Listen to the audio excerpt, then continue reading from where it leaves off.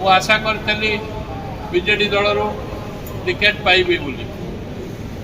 ବିଭିନ୍ନ କାରଣରୁ ପ୍ରଶାନ୍ତ ମୁଦୁଲିକି ସେଠୁ ସେ ଟିକେଟ୍ ଦେଲେ। ମୋର ବଳ କେଉଁମାନେ? ଆପଣମାନେ, ଗୋଟେ ନେତାର ବଳ କର୍ମୀମାନେ। ତେଣୁ ଆପଣମାନଙ୍କ ସହଯୋଗ ନ ରହିଲେ ମୁଁ ଶୂନ୍ୟ ହେଇଯିବି।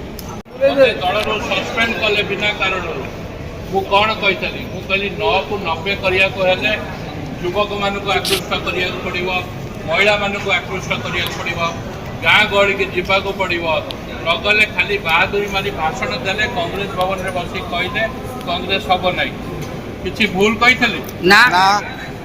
ଆଜି କଂଗ୍ରେସର ଅବସ୍ଥା କ'ଣ?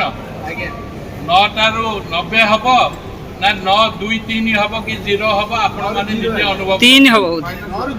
0 କି 3? ତେଣୁ କଂଗ୍ରେସ ଦଳ ମୋ ପ୍ରତି ଅନ୍ୟାୟ କଲା। ମୁଁ ଯେଉଁଦିନ ମୋତେ କଂଗ୍ରେସ ଦଳରୁ ସସ୍ପେଣ୍ଡ କଲେ, ମୁଁ ସେଇଦିନଠୁ ମନସ୍ଥ କଲି ଶରତ ପଟ୍ଟନାୟକ ଥିଲା ଯାଏକେ ମୁଁ ନିର୍ବାଚନ ଲଢ଼ିବି ନାହିଁ। ବିଜେଡି ଦଳ ମୋତେ ନିମନ୍ତ୍ରଣ କରିକିରି ତାଙ୍କ ସାଙ୍ଗରେ ସାମିଲ କଲେ। ମୁଁ ଆଶା କରିଥିଲି ବିଜେଡି ଦଳରୁ ଟିକେଟ୍ ପାଇବି ବୋଲି। ବିଭିନ୍ନ କାରଣରୁ ପ୍ରଶାନ୍ତ ମୁଦୁଲିକି ସେଠୁ ସେ ଟିକେଟ୍ ଦେଲେ। ମୋର ବଳ କେଉଁମାନେ? ଆପଣମାନେ, ଗୋଟେ ନେତାର ବଳ କର୍ମୀମାନେ। ତେଣୁ ଆପଣମାନଙ୍କ ସହଯୋଗ ନ ରହିଲେ ମୁଁ ଶୂନ୍ୟ ହେଇଯିବି। କ'ଣ ବଦଳେଇବି? ଶୁଣନ୍ତୁ, ମୁଁ ଆପଣମାନଙ୍କୁ ଦୃଢ଼ ପ୍ରତିଶ୍ରୁତି ଦେଉଛି, ମୁଁ କଟକରେ ଠିଆ ହେବାର ସୁଯୋଗ ପାଇଥିଲି, କିନ୍ତୁ ଆପଣମାନଙ୍କୁ ନ ଛାଡ଼ିବା ପାଇଁ, ଆପଣମାନଙ୍କ ସାଙ୍ଗରେ ସଂପୃକ୍ତ ହେଇକି ରହିବା ପାଇଁ ମୁଁ ଜଗତସିଂହପୁରରେ ରହିଲି। ଜଗତସିଂହପୁରରେ କ'ଣ ହେବ କ'ଣ ନ ହେବ, ବିଜେଡି ଦଳରେ ଆମେ ମିଶିଛେ। ଆମର ଲକ୍ଷ୍ୟ ନବୀନ ପଟ୍ଟନାୟକକୁ ଆଉ ଥରେ ମୁଖ୍ୟମନ୍ତ୍ରୀ କରିବା ପାଇଁ। ପ୍ରଶାନ୍ତ ମୁଦୁଲି କାଉଣ୍ଟ କରେ ନାହିଁ। ମୁଁ ବିଜେଡି ଦଳର ତୁଙ୍ଗ ନେତୃମଣ୍ଡଳୀ ସାଙ୍ଗରେ ଯାହା କଥାବାର୍ତ୍ତା ହେଇଛି ସେଇଟା ଖୋଲିକରି ଆପଣମାନଙ୍କୁ କହିପାରିବି ନାହିଁ।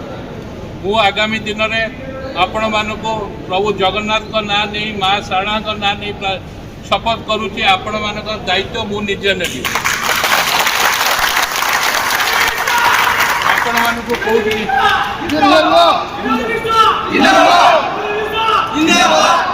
ଆପଣମାନଙ୍କୁ କୋଉଠିକି ଯିବାକୁ ପଡ଼ିବ ନାହିଁ। ମୁଁ ମାସକୁ 3-4 ଦିନ ଯାଇକି ଜଗତସିଂହପୁର ମୋ ସେଇ ଘରେ ବସିବି, ଆପଣମାନଙ୍କୁ ଡାକିବି।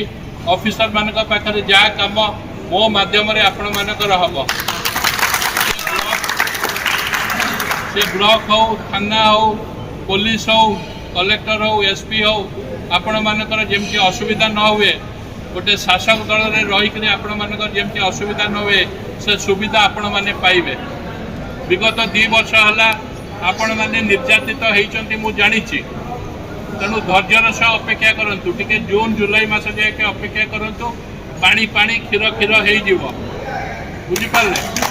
ତେଣୁ ଯଦି ଆପଣମାନଙ୍କର ମୋ ଉପରେ ବିଶ୍ୱାସ ଅଛି, ମୋତେ ଥରକ ପାଇଁ ବିଶ୍ୱାସ କରନ୍ତୁ। ମୁଁ ଯାହା ଭଗବାନଙ୍କ ନାଁ ନେଇକି ଶପଥ କଲି, ଯଦି ମୋ କଥା ନ ରଖିବି, ଆପଣମାନେ ମୋ ମୁହଁରେ ଛେପ ପକେଇକରି ପଳେଇବେ।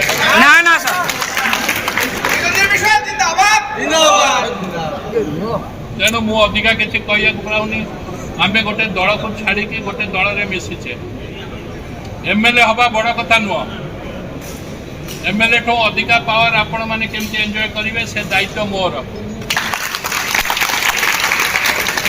ଆପଣମାନେ ସୁସଂଗଠିତ ହେଇକରି ମୋ ସାଙ୍ଗରେ ରୁହନ୍ତୁ। ନିର୍ବାଚନ ପରେ ଆପଣମାନଙ୍କର ଦାୟିତ୍ୱ ମୁଁ ନେଇକରି ନିର୍ବାଚନରେ ବି ଆପଣମାନଙ୍କ ଦାୟିତ୍ୱ ନେବି। ନିର୍ବାଚନ ପରେ ବି ଆପଣମାନଙ୍କ ଦାୟିତ୍ୱ ନେବି। ଆଉ ଆପଣ ଭାବୁଛନ୍ତି ପ୍ରଶାନ୍ତ ବାବୁ MLA ହେଲା ପରେ ଆପଣଙ୍କୁ ନିର୍ଯାତନା ଦେବେ, ନିର୍ଯାତିତ କରିବେ, ସେର ସ୍କୋପ୍ ହିଁ ନାହିଁ। ଆପଣମାନଙ୍କୁ ଭଗବାନଙ୍କ ନାଁରେ ଧୁଆଇ ଦେଇକରି କହୁଛି, ଆପଣମାନଙ୍କ ଦାୟିତ୍ୱ ମୁଁ ନିଜେ ନେବି। ତେଣୁ ଆପଣଙ୍କ ମନରେ ଯେଉଁ କ୍ଷୋଭ ଅଛି, ମୋ ମନରେ କ'ଣ କ୍ଷୋଭ ନାହିଁ? ମୋଠୁ କ'ଣ ଅଧିକା ଦୁଃଖିତ କିଏ?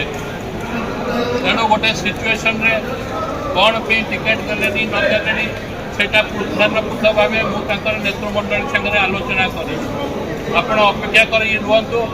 ଜଗତସିଂହପୁର ରାଜନୀତିରେ ମୁଁ ଓତପ୍ରୋତ ଭାବେ ଜଡ଼ିତ ହେଇକି ରହିବି।